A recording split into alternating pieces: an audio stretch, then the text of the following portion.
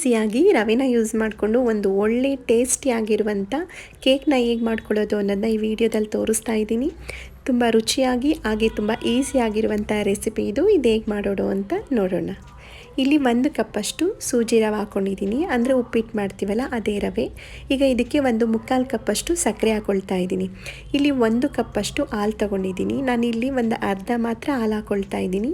ಆಮೇಲೆ ಮಿಕ್ಸ್ ಮಾಡಿ ಆದಮೇಲೆ ನೆಕ್ಸ್ಟ್ ಇನ್ನು ಮಿಕ್ಕಿದ ಹಾಲನ್ನ ಆಮೇಲೆ ಯೂಸ್ ಮಾಡ್ಕೊಳ್ಳೋಣ. ಈಗ ಇಲ್ಲಿ ಅರ್ಧ ಹಾಲು ಹಾಕ್ಕೊಂಡು ಈಗ ಇದನ್ನು ಚೆನ್ನಾಗಿ ಮಿಕ್ಸ್ ಮಾಡ್ಕೊಳ್ಳೋಣ. ಚೆನ್ನಾಗಿ ಮಿಕ್ಸ್ ಮಾಡಿಕೊಂಡು ನೋಡಿ, ಇನ್ನೊಂದು ಸ್ವಲ್ಪ ಹಾಕ್ಕೊಂಡು ಮತ್ತೆ ಮಿಕ್ಸ್ ಮಾಡ್ಕೊಳ್ತಾ ಇದ್ದೀನಿ. ಈಗೆಲ್ಲ ಇದನ್ನು ಒಂದು 15 ನಿಮಿಷ ರವೆ ಮತ್ತು ಹಾಲು ಎಲ್ಲ ಚೆನ್ನಾಗಿ ಇಟ್ಕೊಂಡಿರಬೇಕು. ರವೆ ನೆನಿಬೇಕು ಹಾಲಿನಲ್ಲಿ.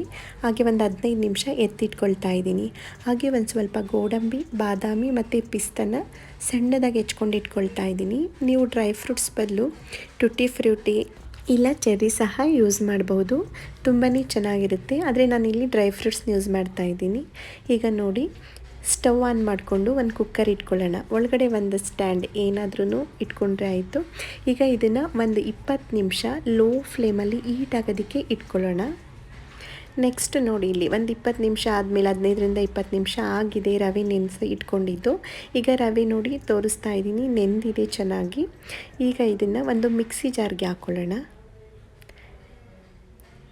ಈಗ ಇದನ್ನು ಒಂದು ಮಿಕ್ಸಿ ಜಾರ್ಗೆ ಹಾಕ್ಕೊಂಡು ನೆಕ್ಸ್ಟ್ ಇದಕ್ಕೆ ಒಂದು ಅರ್ಧ ಕಪ್ಪಷ್ಟು ಮಿಲ್ಕ್ ಪೌಡರ್, ಹಾಗೆ ಒಂದು ಅರ್ಧ ಕಪ್ಪಷ್ಟು ಕಸ್ಟರ್ಡ್ ಪೌಡರ್ ಹಾಕ್ಕೊಳ್ತಾ ಇದ್ದೀನಿ.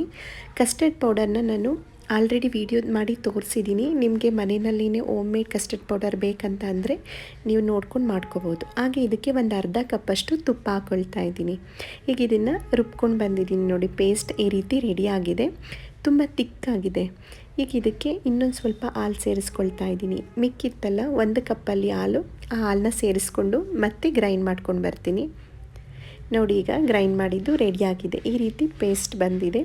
ಈಗ ಇದನ್ನು ಒಂದು ಬೌಲ್ಗೆ ಹಾಕ್ಕೊಳ್ತಾ ಇದ್ದೀನಿ. ಈಗ ಇದನ್ನು ಒಂದು ಬೌಲ್ಗೆ ಹಾಕ್ಕೊಂಡು ನೋಡಿ, ತಿಕ್ಕಾಗಿದೆ ಸ್ವಲ್ಪ. ಇನ್ನೂ 1/4 ಕಪ್ಪಷ್ಟು ಹಾಲು ಹಾಕ್ಕೊಳ್ತಾ ಇದ್ದೀನಿ. ನಾನಿಲ್ಲಿ ಟೋಟಲ್ಲು 1/4 ಕಪ್ಪಷ್ಟು ಹಾಲನ್ನ ಯೂಸ್ ಮಾಡಿದ್ದೀನಿ. ಮೊದಲು 1 ಕಪ್ ಹಾಕಿ ತೊಗೊಂಡಿದ್ದೆ, ಈಗ ಇನ್ನೊಂದು 1/4 ಕಪ್ ತೊಗೊಂಡು ಮಿಕ್ಸ್ ಮಾಡ್ಕೊಳ್ತಾ ಇದ್ದೀನಿ. ನೋಡಿ, ಬ್ಯಾಟರ್ ಈ ರೀತಿ ಬರಬೇಕು. ತುಂಬ ತಿಕ್ಕಾಗೋಲ್ಲ ಮತ್ತು ತುಂಬ ತಿನ್ನಾಗೋಲ್ಲ. ಈ ರೀತಿ ಮೀಡಿಯಮ್ ಆಗಿದ್ದರೆ ನಮಗೆ ಕೇಕ್ ಚೆನ್ನಾಗಿ ಬರುತ್ತೆ. ಈಗ ಕಟ್ ಮಾಡಿ ಇಟ್ಕೊಂಡಿದ್ದಂಥ ಡ್ರೈ ಫ್ರೂಟ್ಸ್ನ ಸೇರಿಸ್ಕೊಳ್ತಾ ಇದ್ದೀನಿ. ಹಾಗೆ ಇದಕ್ಕೆ 1 ಸ್ಪೂನಷ್ಟು ಬೇಕಿಂಗ್ ಪೌಡರ್, 1/4 ಸ್ಪೂನಷ್ಟು ಬೇಕಿಂಗ್ ಸೋಡಾ ಮತ್ತು ಒಂದು 4 ಡ್ರಾಪ್ಸಷ್ಟು ಲೆಮನ್ ಹಾಕ್ಕೊಂಡು ಮಿಕ್ಸ್ ಮಾಡ್ಕೊಳ್ತಾ ಇದ್ದೀನಿ. ಈ ರೀತಿ ಚೆನ್ನಾಗಿ ಮಿಕ್ಸ್ ಮಾಡ್ಕೋಬೇಕು, ಇಲ್ಲ ಸೋಡಾ ಒಂದೇ ಕಡೆ ಆಗಿಬಿಡುತ್ತೆ. ನಾವು ಚೆನ್ನಾಗಿ ಎಲ್ಲ ಬ್ಯಾಟರ್ಗೂ ಚೆನ್ನಾಗಿ ಮಿಕ್ಸ್ ಆಗೋವರೆಗೂ ಮಿಕ್ಸ್ ಮಾಡ್ಕೋಬೇಕು. ನೋಡಿ, ನಾನಿಲ್ಲಿ ನೋಡಿ ಕೇಕ್ ಮಾಡ್ಕೊಳ್ಳೋದಕ್ಕೆ ರೆಡಿ ಮಾಡಿ ಇಟ್ಕೊಂಡಿದ್ದೀನಿ.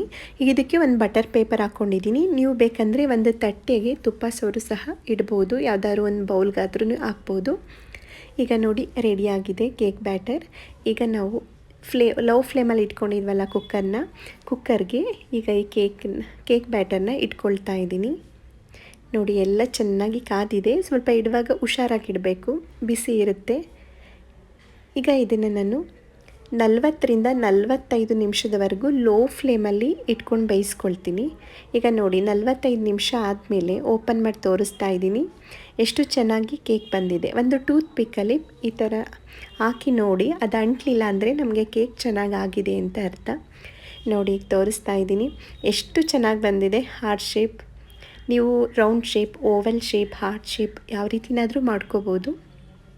ಮತ್ತು ಮೇಲ್ಗಡೆ ಸ್ವಲ್ಪ ಗಾರ್ನಿಷಿಂಗ್ ಎಲ್ಲ ನೀವು ಎಕ್ಸ್ಟ್ರಾ ಮಾಡ್ಕೋಬೋದು. ಆದರೆ ನನ್ನ ಮಕ್ಕಳಿಗೆ ಇಷ್ಟ ಆಗುತ್ತೆ ಅನ್ನೋದಕ್ಕೋಸ್ಕರ ಸಿಂಪಲ್ಲಾಗಿಯೇ ನಾವು ಮನೆಯಲ್ಲಿನೇ ಹೇಗೆ ಮಾಡ್ಕೋಬೋದು ಅನ್ನೋದನ್ನ ತೋರಿಸಿದ್ದೀನಿ.